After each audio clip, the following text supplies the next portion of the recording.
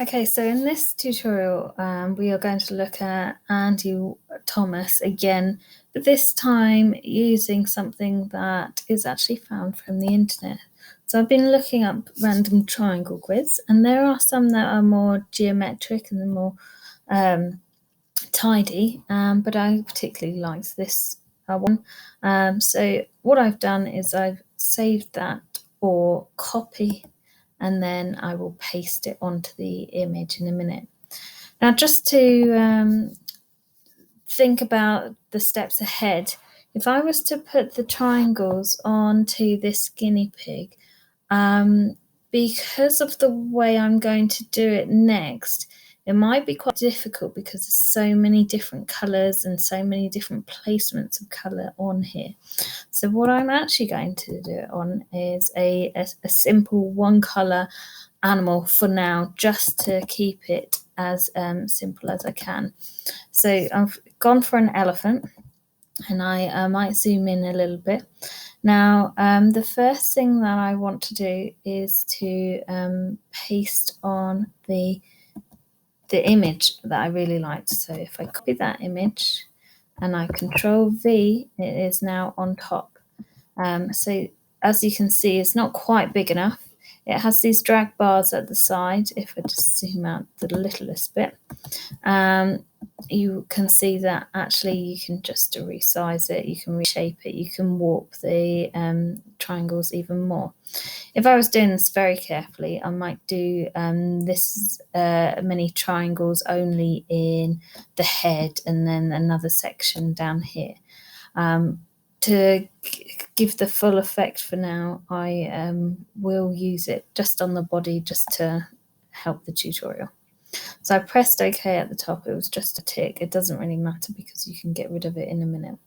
To prepare for this, I am actually going to create a couple of layers of different colours. So I've created a new layer, and I'm looking for kind of elephant colours. So as good grey would be excellent. I'm going to fill in the whole layer using a paint bucket, which was underneath the gradient tool, and just click on the screen and you see you've done one layer of dark grey, and I want minimum 3 colours, so I'm going to just go for a few different greys on different layers now, again changing each time and just finding some new colours to put in. So I'll stop at 3 for now. You can see they're all stacked up down the side here. They don't really look much different, and to be able to see the different layers you'd have to take off the eye to see. Now I want my triangle layer on the top at the moment, so just dragging and dropping. Sometimes it's a bit sticky, but the other ideal thing would be to actually potentially fit this to the elephant. For now, I'm just going to use the triangles, and then I will cut out the elephant afterwards. So what I'm going to use is the polygonal again, and I'm going to just very quickly choose some random triangles that are already pre-drawn for me, making sure it's on Unite again so that I can actually just pick up quite a few at a time. Bearing in mind how many colours you just picked up, I've got to, if I've only got 3, I've got to be fairly close. I'm not quite picking up the whole of that shape, so I'll just go around it again till it's better. There you go. That's better. So if I've only got 3, and you can see that some are going to have to be very close to each other. The more colours you've got, the more spread out you could have your triangles. But if I just create this pattern very quickly, and then all I'm doing is on my keyboard is I am going to press delete, not backspace, delete. Now, because I don't care about the triangles, I'm also going to do it to the triangles. So delete means you can see down to layer 4, that one. I'm going to go onto layer 4, press delete, and onto layer 3 and press delete. They're going to be my darkest ones. Deselect is Control D on your keyboard. Now, if I continue by picking up the triangles, I am just drawing over the shapes I can see. And it doesn't really matter what layer I'm on as long as I can see the triangles right now. So if I do a few more, and then, it's done it again. Backspace if you get that flying arm. So again, I'm going to go onto the triangles layer, which is the top layer, press delete. And I'm going to go to the next layer and press delete, which means now that you can see is layer 3 for me. So that layer there. And finally, if I just very quickly do a few more, making sure I'm on the right tool. So I'll have that one, I'll have that big one. Ooh.